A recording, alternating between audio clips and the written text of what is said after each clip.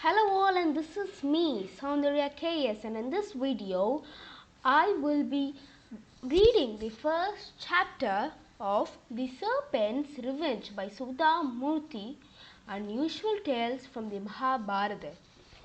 The first chapter is The Man Who Became a Woman.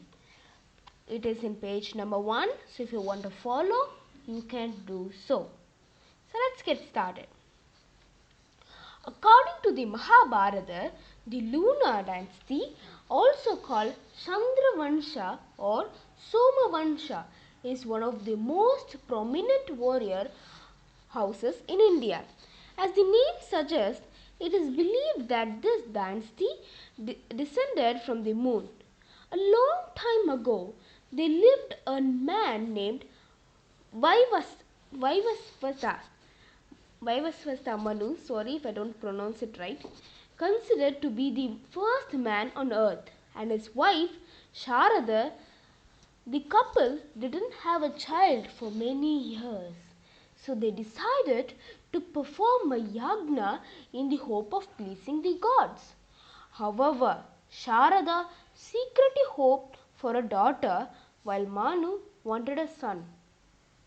In time, their prayers were answered and a son was born to them, whom they named Sudyumna.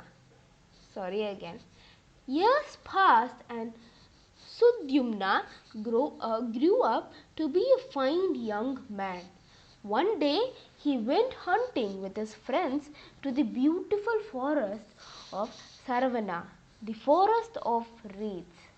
No sooner had the all-male troop entered an enchanted portion of the forest than they were magically transformed into young women. None of them had any idea how it had happened or what they were to do.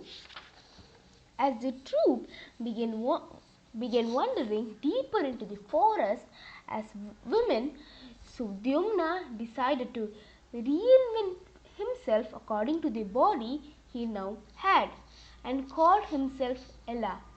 When Ella and her friends became desperate to leave their beautiful surroundings and return to their homes, Goddess Parvati appeared in front of them.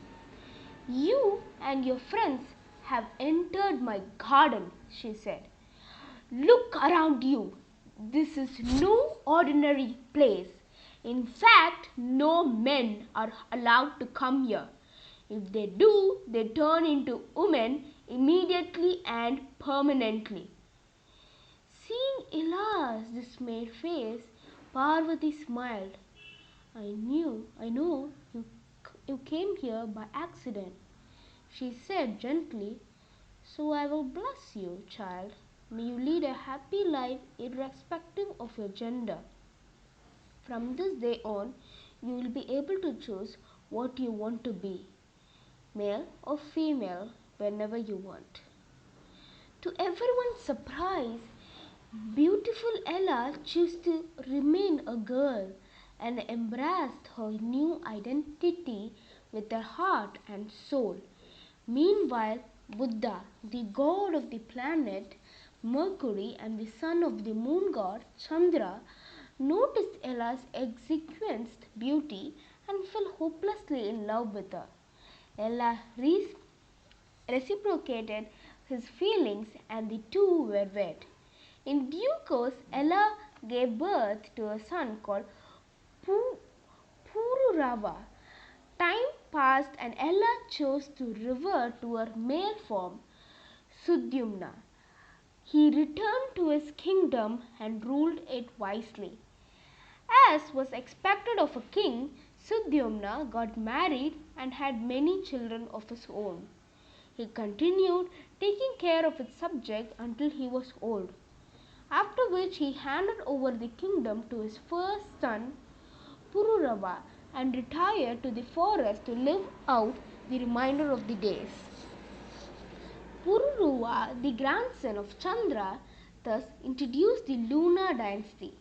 He ruled from his kingdom's capital, Parishisthana, today's Ahmedabad in Uttar Pradesh.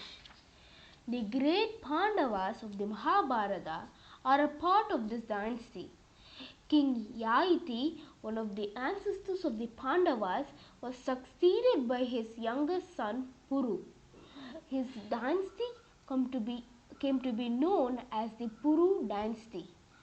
Another one of Puru's descendants was Emperor Bharadar, the son of King Dushyanta and Shakuntala. Bharata was such a great king that our country was named after him and called Bharat or Bharatvarsha.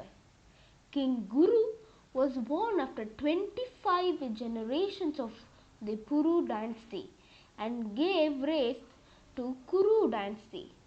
After 15 more generations, the Pandavas and Kauravas were born. In theory, both the Pandavas and Kauravas are descendants of King Guru, but the Pandavas, who were the sons of Pandu, chose to carry their father's name and not the identity of the clan.